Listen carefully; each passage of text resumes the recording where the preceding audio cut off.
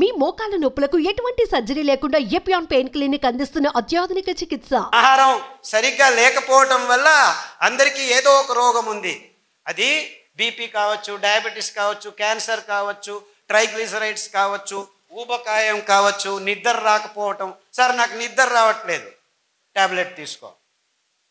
నిద్ర ఎందుకు రావట్లేదంటే అందరికీ ముఖ్యంగా ఈ వెలుతురు ఎక్కువై నిద్ర రావట్లేదు.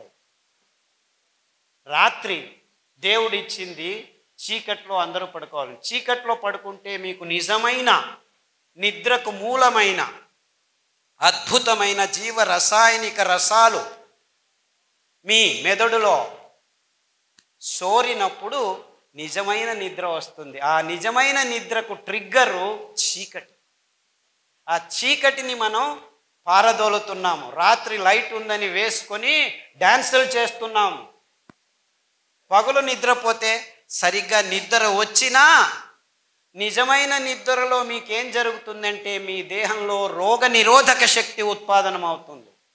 అంటే మీరు అందరూ నిద్రపోతున్నారు కానీ నిజమైన నిద్ర లేదు. ఎందుకంటే మీరు కాఫీలు తాగుతున్నారు, టీలు తాగుతున్నారు, సిగరెట్లు తాగుతున్నారు, ఆల్కహాల్ తాగుతున్నారు, తంబాకు నోట్లో వేసుకుంటున్నారు. ఇవన్నీ దుశ్చటాలు మానవ జాతికి తరతరాలుగా ఈ కంపెనీలు అందజేస్తున్న ఏమిటి ఇది ప్లేట్. ఇంత రాగి పలకం మట్టి కుండలో 20 లీటర్ల కిండలో పెడితే ఆ 20 లీటర్లు రాత్రికి రాత్రి మీకు శుద్ధమైపోయి స్ట్రక్చర్డ్ వాటర్ తయారవుతుంది. ఇలా అందులో ఉన్న వైరాణువులు, బ్యాక్టీరియాలు, కల్మషాలు అన్నీ ప్లేట్ మీదకి వచ్చేస్తాయి. నిజంగా మీరు వైరాణుల నుంచి దూరం ఉండాలంటే రాగి ఫలకము సృజించిన నీళ్లు తప్ప ఇంక ఏ నీళ్లు మీకు అవసరం లేదు, ఏ టెక్నాలజీ అవసరం లేదు. మీరు ఆర్ఓ వాటర్ తీసుకొచ్చినా చివరకు మట్టి కుండలో వేసి ప్లేట్ పెట్టండి, శుద్ధమవుతుంది. ఆ nano particles, plastic nano particles అన్నిటినీ ఇది పీల్చుకునేస్తుంది.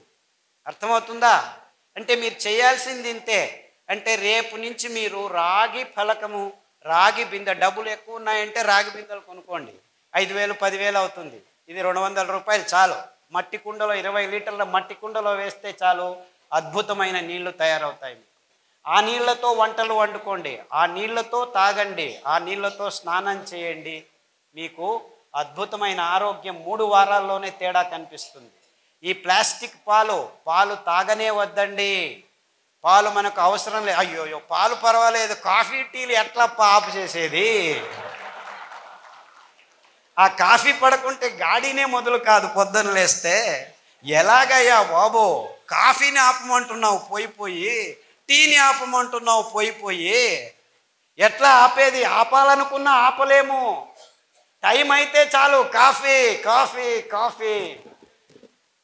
కెఫీన్, ఈ ఆల్కలాయిడ్, నికోటిన్ సిగరెట్టులో, మార్ఫిన్ ఈ డ్రగ్స్లో, చాక్లెట్లో థియోబ్రోమిన్, ఈ ఆల్కలాయిడ్స్ మిమ్మల్ని కావాలి కావాలి కావాలి అని మిమ్మల్ని నిర్వీర్యులని, నిస్తేజులను చేస్తుంది. కాఫీకి మీరు గులాములై పొద్దున్న లేస్తే కాఫీ లేకుంటే ఎవరి చుట్టూ చూడరు, మాట్లాడరు. ఎవరైనా మాట్లాడితే విసుగుతో అటు ఇటు వెళ్ళిపోతూ ఉంటారు. అంటే ఆ కాఫీ పడాలి మీకు. ఇలాంటి దుశ్చటాల నుంచి దూరం ఊరికే చెప్పి కాఫీ తాగొద్దని చెప్పి వెళ్ళిపోతే సరిపోయిందా? ఎలా దూరం చేసుకోవాలి ఈ చటాన్ని అని చెప్పు. కానుగ ఆకు కషాయం తాగండి, చమురు ఆకు కషాయం తాగండి, తిప్పతీగ ఆకు కషాయం తాగండి. 6 వారాల్లో మీకు కాఫీ అవసరం లేదు అనిపిస్తుంది. 6 నెలల్లో డ్రింక్స్ అవసరం లేదు అనిపిస్తుంది. 3 నెలల్లో సిగరెట్ను దూరం చేయొచ్చు. కానుగ ఆకు, నేను ఉత్తర కర్ణాటకలో ఇలాగే ప్రయాణం 4-5 రోజులు చేసేవాడిని, 100 కిలోమీటర్లు. ఆ డ్రైవరు ప్రతిసారి అలా నిలిపేది, నోట్లో పెట్టుకునేవాడు తంబాకు. 2 రోజులు చూసిన తర్వాత చివరికి కారు ఆపించి అక్కడ కానుగ చెట్టు అదే ఉంటుంది, రోడ్డు మీద ఉండేది. నాకెందుకు అండి, తీసుకురా బాబు అని చెప్పి ఆ కానుగాకును తెప్పించి కడిగేసి నీళ్ళతో, తామ్రద పాత్ర నా దగ్గర ఎప్పుడు చెంబు ఉంటుంది ప్రయాణం చేసినప్పుడు, ఆ నీళ్ళతో కడిగి ఆ తంబాకు బదులు కానుగాకు నోట్లో పెట్టాను. 2 సార్లు చేస్తే 3వ సారి వాడు తంబాకు బదులు కానుగాకు పెట్టుకుని ఆ రసాన్ని పీలుస్తూ 6 రోజుల్లో తంబాకుని అప్పుడే వాడికి నోట్లో క్యాన్సర్ వచ్చింది. 6 వారాల్లో ఆ గాయం బాగైపోయింది. అంటే ఆ కానుగ ఆకు కషాయంలో ఇలాంటి దుశ్చటాల్ని దూరం చేసే గుణం ఉంది. అదే రీతి చమురు ఆకు, అదే రీతి తిప్పతీగ ఆకు. సో ఒక వారం కానుగ కషాయం, ఒక వారం తిప్పతీగ కషాయం, ఒక వారం చమురు ఆకు కషాయం మీరు వరుసగా క్రమం తప్పకుండా 9 వారాలు తాగితే పడి గడుపున కాఫీలు అందరూ ఏం చేస్తారు, టిఫిన్ బాగా లాగించి కాఫీ తాగుతారు. ఇప్పుడు మీరు లాగించే ముందు కషాయం తాగండి. ఎందుకంటే మొత్తం మీ పచననాళంలో అక్కడికక్కడ పీల్చుకొని మీ రక్తంలోకి ఈ అద్భుతమైన పరమాణువులు వెళ్ళి మీ నరాల దౌర్బల్యాన్ని, ఆ నిస్తేజాన్ని, నిర్వీర్యాన్ని మీ దేహం నుంచి దూరం చేయాలంటే ఇంత సింపుల్గా ఉంది సొల్యూషన్. కానీ మీరు ఈ దూరం కావాలి అనేది మీ మనసులోకి రావాలి. ఆ దూరం చేసుకోవాలి అనుకుంటే చాలు, దేవుడు ప్రకృతిలో అద్భుతమైన పదార్థాలను ఇచ్చాడు. మీకు ఆరోగ్యాన్ని ప్రసాదించే అద్భుతమైన కానుగ చెట్టు మన దేశంలో ఎక్కడంటే అక్కడ పెరుగుతుంది. చమురు చెట్టు గింజలు పడేస్తే మీరు చూడకుండానే చమురు చెట్లు పెరుగుతాయి. ఎవరు ఏమి చేయాల్సిన పని లేదు, ఒక్క పైసా ఖర్చు లేదు. తిప్పతీగ తెలుసా మీకు అది ఎలా పెరుగుతుందో? అమృత బల్లి అంటారు దాన్ని. అంటే మీరు అది వద్దు చీ అని పారేసి చించి పడేసి పైన ఆ గోడ మీద కట్టేయండి. ఆ గోడ మీద కట్టండి. 3 వారాల తర్వాత చూడండి, ఇలాంటి భయంకరమైన కాంక్రీట్ ఉన్న రూములో కట్టినా కానీ మీరు ఏమీ చేయకుంటే 3 వారాల్లో అది వేరు వదిలి మెల్లిగా వెళ్ళి మన్నును గర్తించి అక్కడ ఆకు మొదలు పెడుతుంది. అంటే మీరు చచ్చింది అనుకున్న 3 వారాల్లో మళ్ళా జీవాన్ని వస్తుంది. అందుకే దాన్ని అమృత బల్లి అంటారు సంస్కృతంలో. అదే తిప్పతీగ, అది మీకు అమృతంలాగా పనిచేస్తుంది అనమాట. ఆ ఆకు కషాయం అమృత బల్లి. ఈ ఆకుల కషాయాలు మీ దేహంలో నవచైతన్యాన్ని పుట్టిస్తాయి. అలాంటి కోవకు చెందిందే పునర్నవ అని ఇంకొక ఆకు ఉంది. అది తెల్ల గలిజేరు, అటుకు మామిడి ఆకు, ఎర్ర గలిజేరు అని మన వాళ్ళు వైపు ప్రాంతాల్లో పిలుస్తారు.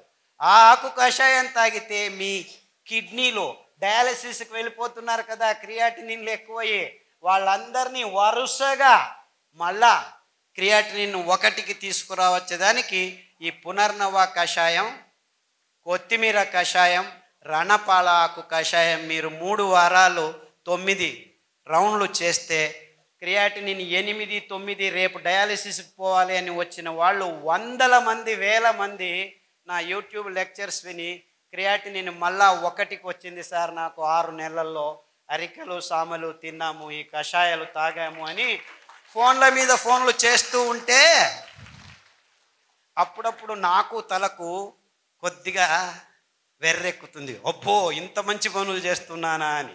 నేనేమీ చేయట్లేదురా పిచ్చోడా, అవి చేసేది ఆ తీగలు, ఆ కషాయాలు, ఆ అరికలు, ఆ సామెలు, వీటన్నిటినీ పుట్టించింది ఆ భగవంతుడు. అద్భుతమైన పదార్థాల్ని ఆయా దేశాల్లో ఆయా జాగాల్లో ఆ నీళ్లకు ఆ మన్నిన రచనకు తగినంత అద్భుతమైన వైవిధ్యమైన పదార్థాల్ని అలా విచ్చలవిడిగా పెంచుతున్నాడు. ఎవరి కోసం? నీ కోసం, నీ చుట్టూ ఉన్న జంతుజాలం కోసం. ఈ అద్భుతమైన చెట్లు తీగలు 100,000 కోట్ల సంవత్సరాల నుంచి ఈ భూమి మీద ఉన్నాయి, పచ్చతనాన్ని కాపాడుకుంటున్నాయి. ఈ జీవజాలానికి ఆహారమే కాదు, ఆరోగ్యం తప్పిపోతే, అనారోగ్యం వస్తే దాని నుంచి బయటపడడానికి కావలసిన 1000 శతకోటి రూపాల్లో మందుల్ని తయారు చేసుకుంటూ, అది సింహం కావచ్చు, పులి కావచ్చు, ఎలుక కావచ్చు, లేకపోతే పాము, విషం అనుకునే ఆ పాము కూడాను కావలసిన ఆరోగ్యాన్ని ఇచ్చే అద్భుతమైన ఈ చెట్ల సంపదని మనం కసిగా పని కట్టుకొని, నా దగ్గర టెక్నాలజీ ఉంది, ఒక్కరోజు రాత్రే నేను 1000 ఎకరాల అడవుల్ని నాశనం చేయగలను అని చెప్పి నాశనం చేసి అందులో సోయాబీన్ మొక్కను పెంచి దానికి తోడు మొక్కజొన్నను పెంచి రెండింటినీ కలిపి రసాయనిక ప్రచోదక పదార్థాలని మేళవించి పశుగ్రాసం తయారు చేసి 2 నెలల్లో 2 కేజీలు కోళ్ళ మీద మాంసం పడేస్తాను. అది 2 సంవత్సరాలు ఆగటం ఎందుకు? 3 సంవత్సరాలు 300 కేజీలు పడే పంది మీద 3 నెలల్లోనే 300 కేజీలు వచ్చేట్లు చేస్తాను. నేను బయోటెక్నాలజీ సైంటిస్ట్ని అని చెప్పి 3 నెలల్లో 300 కేజీ మాంసం తయారు చేసే పందుల్ని, 6 నెలల్లో 600 కేజీలని మై మీద మనిషి దేహం మీద వేసుకునే ఆవుల్ని సృష్టిస్తే అందులో ఎముకలు పెరగక మాంసం ఎక్కువ అవుతూ ఉంటే ఎముకల మధ్య పెరగకుండా ఆ దేహంలో రోగాలకు పుట్టైన వైరస్సులు చోటు చేసుకుని mad cow disease, swine flu, H5N1, కోడి జ్వరము, పక్షి జ్వరం అని వస్తుంటే అవన్నీ మాకేం సంబంధం లేదు. Match the following: swine flu పంది, బర్డ్ ఫ్లూ కోడి, మ్యాడ్ కౌ డిసీజ్ కవ్వు. ఇది చిన్న 1వ తరగతి పిల్లోడికి చెప్తే మ్యాచ్ చేస్తాడు. కానీ మాకేమీ తెలియదు, ఇవన్నీ ఎందుకు వస్తున్నాయో తెలియదు. H5N1, ఓ దాన్ని చంపేయండి. ఓ డెంగ్యూ, దోమలను చంపేయండి. నీఫా, గబిలాలను చంపేయండి. రోగం ఎవరికి రా వస్తుండేది? మిమ్మల్ని చంపేద్దామా? సో చంపటంలోనే ఉంది మానవ జాతి. తాను చస్తున్నానని గుర్తించలేకలేని దీనస్థితిలో మానవ జాతి ఉంది. నీకొచ్చింది రోగం, నీ రోగ నిరోధక శక్తి లేచిపోయింది ఈ గడిచిన 40 సంవత్సరాల్లో అని ఏ విజ్ఞాని మీకు చెప్పట్లేదు. రండి, గరిక, తులసి, తిప్పతీగ, బిల్వం, వేప, కానుగ, రావి, ఈ 7 కషాయాల్ని వరుస క్రమంలో 3 రోజులు లేకపోతే 4 రోజులు తాగండి. 28 రోజులు తాగితే వచ్చే 2 సంవత్సరాలు మీకు డెంగ్యూ లేదు, పంగు లేదు, మలేరియా లేదు, ఏమీ లేదు. నీపా, జుంకా, పుంకా, ఇంకా రోగాల పేర్లు పెట్టుకోండి. మీ రోగ నిరోధక శక్తి 28 రోజుల్లో మీ దేహంలో వచ్చి కూర్చుంటే మీరు చికెన్ గున్యా హాస్పిటల్కి వెళ్ళండి, రోగులు వేల మంది ఉన్న మీకు చికెన్ గున్యా రాదు. డెంగ్యూ ఉన్న హాస్పిటల్కి వెళ్ళండి, మీకు డెంగ్యూ రాదు. స్వైన్ ఫ్లూ ఉన్న హాస్పిటల్కి వెళ్ళండి, స్వైన్ ఫ్లూ రాదు. గ్యారంటీ. నాది కాదు, తిప్పతీగది, వేప ఆకుది, బిల్వమాకుది, రావి ఆకుది. రావి చెట్టు మీరు కషాయం తాగాల్సిన పని లేదురా వెధవల్లారా. రావి చెట్టు చుట్టూ 21 ప్రదక్షిణలు చేయండి, మీ మానసిక రోగాలు కూడా బాగైపోతాయని పురాణాల్లో ఎప్పుడో రాసి పడేశారు. లేదు మేము రియల్ ఎస్టేట్ బిజినెస్ చేసుకోవాలని దేవాలయాల్లో ఉన్న రావి చెట్లను కూడా కట్టి చేసి కళ్యాణ మంటపాలు కట్టుకొని బిజినెస్లు చేస్తూ కూర్చుంటున్నాం. రావి చెట్టు అంటే ఎంత అద్భుతమైన అశ్వత్థమర. ఆ రావి చెట్టు, వేప చెట్టు దగ్గర ఉంటే దాని చుట్టూ మీరు 7 ప్రదక్షిణాలు చేస్తే మీ అసమతులనం నాశనం అయిపోతుంది. సో PCOD ప్రాబ్లము, గర్భకోశ ప్రాబ్లము, స్తనాల్లో ప్రాబ్లము, వీర్యకణాలు లేదు అంటే వెళ్ళండి, ఆ రావి చెట్టు చుట్టూ 21 ప్రదక్షిణాలు చేయండి. 48 రోజుల్లో మీకు సమతులనం వస్తుంది, పీరియడ్స్ సరిపోతాయి, పిల్లలు పుట్టుకుంటే పిల్లలు పుడతారు.